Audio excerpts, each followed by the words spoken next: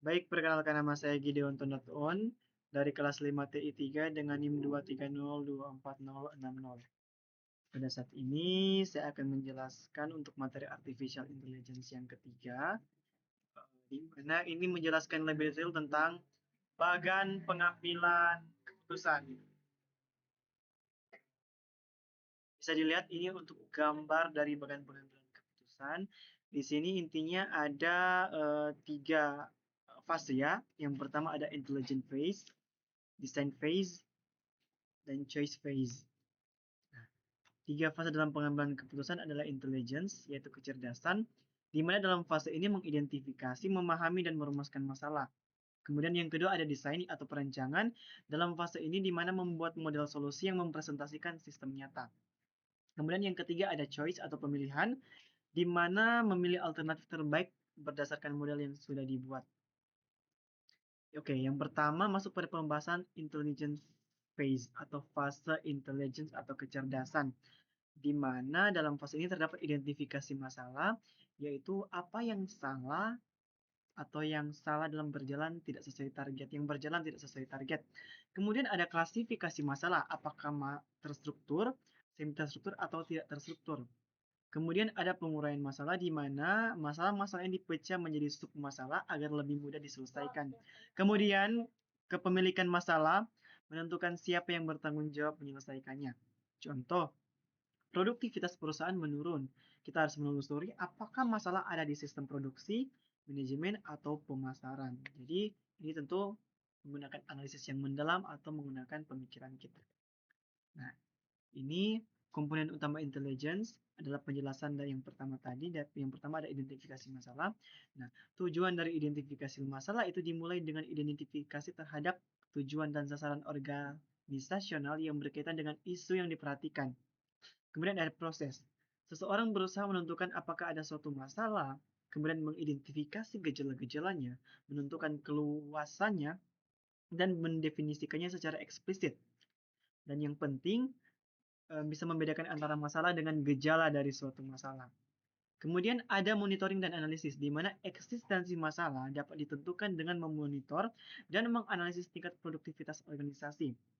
Kemudian ada ukuran produktivitas didasarkan pada data real. Jadi ini monitoring dan analisis ini harus berdasarkan data yang ada. Kemudian kumpulan data dan estimasi terhadap data di masa mendatang merupakan langkah paling sulit dalam analisis. Berikutnya,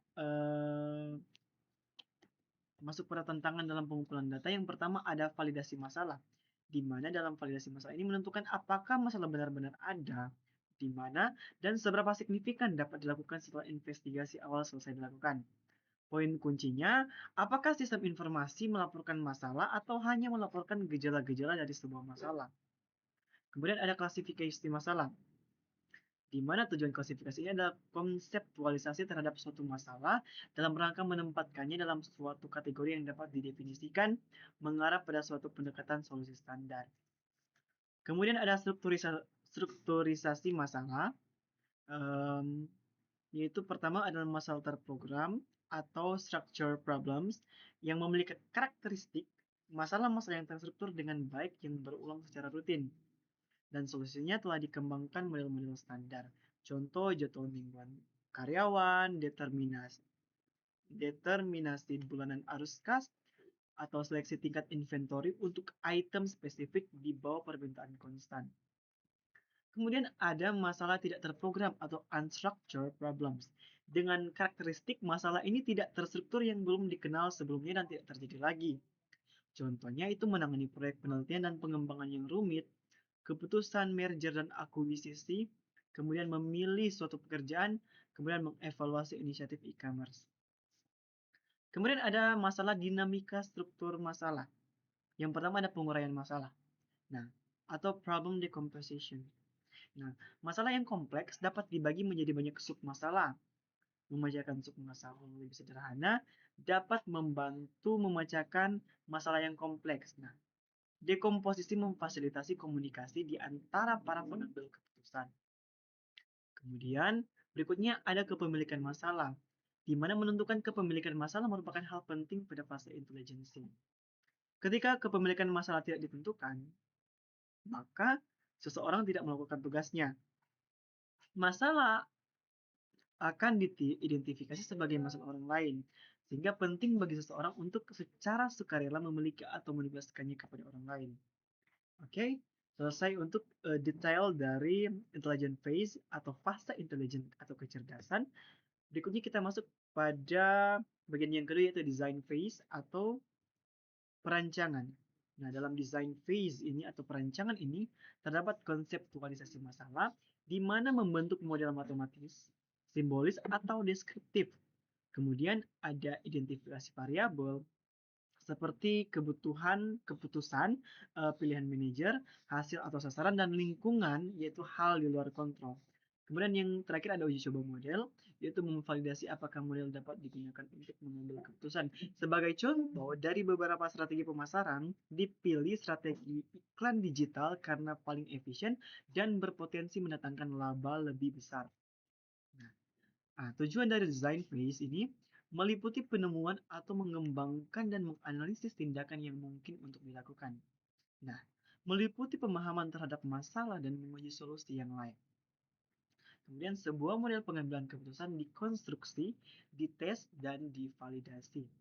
Nah, terdapat prinsip pilihan dalam desain phase atau perancangan.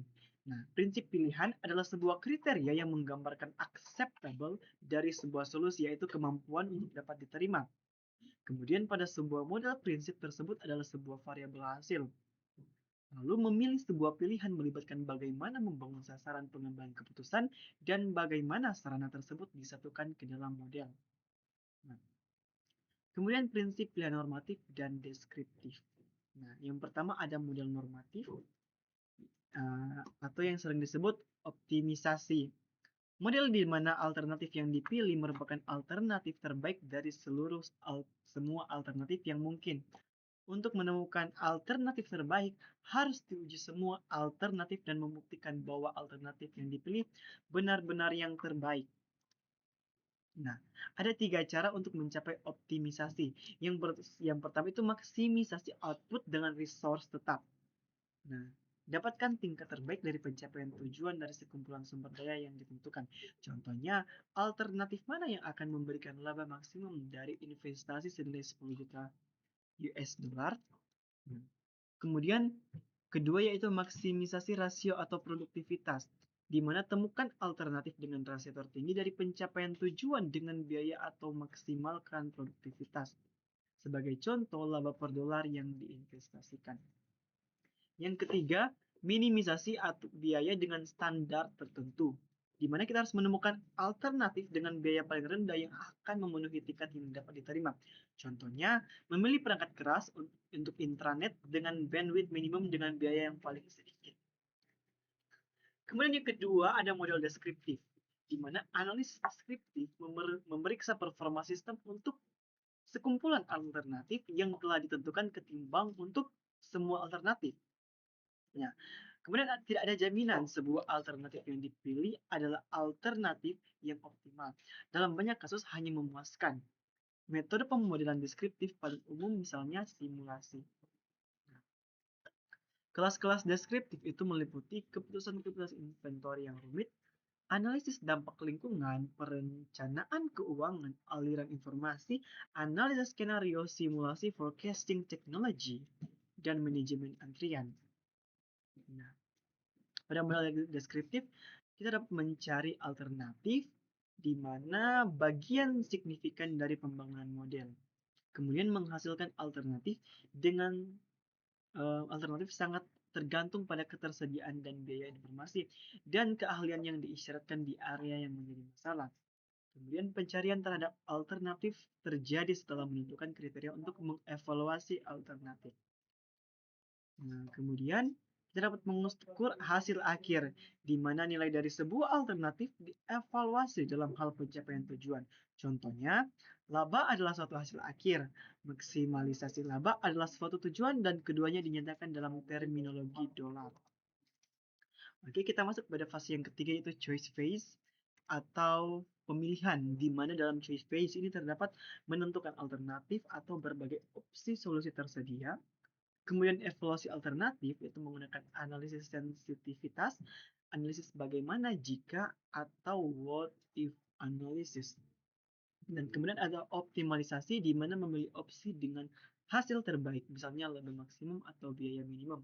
Contohnya, kita merancang model prediksi penjualan menggunakan data historis dan tren pasar. Nah, choice phase ini adalah fase di mana dibuat suatu keputusan yang nyata dan diambil satu komitmen untuk mengikuti suatu tindakan tertentu. Nah, kemudian meliputi pencarian, evaluasi, dan rekomendasi terhadap suatu solusi yang tepat untuk model dan merupakan solusi untuk sebuah model, di mana sekumpulan nilai spesifik untuk variabel-variabel keputusan dalam suatu alternatif yang telah dipilih. Nah, terdapat 4 teknik utama pencarian solusi. Yang pertama ada teknik analitik, di mana dengan menggunakan teknik ini kita harus memecahkan suatu formula matematika, memberikan solusi eksak dan optimal. Nah, cocok untuk masalah yang dapat diformulasikan secara matematis. Kemudian teknik yang kedua yaitu algoritma, di mana prosedur langkah-langkah yang sistematis mengikuti serangkaian instruksi yang terdefinisi dan memberikan hasil yang konsisten dan dapat direproduksi.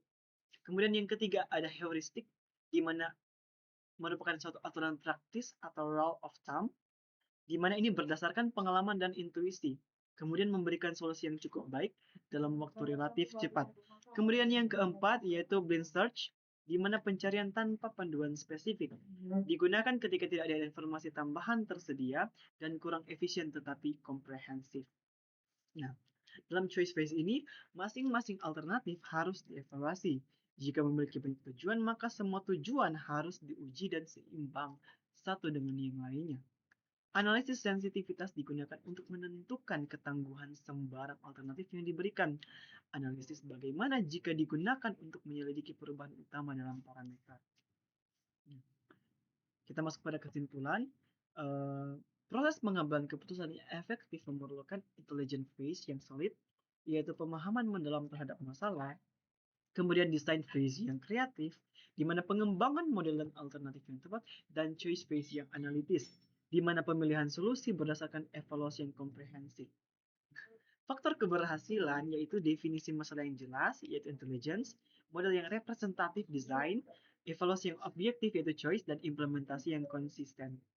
Kemudian saran atau pembelajaran untuk mahasiswa, di mana mahasiswa harus bisa melakukan pendekatan sistematis dalam pengembangan keputusan. Kemudian pentingnya data yang akurat dan analisis yang mendalam. Kemudian keseimbangan antara optimisasi dan praktikalitas, dan kemampuan untuk beradaptasi dengan berbagai jenis masalah. Sekian presentasi dari saya. Terima kasih.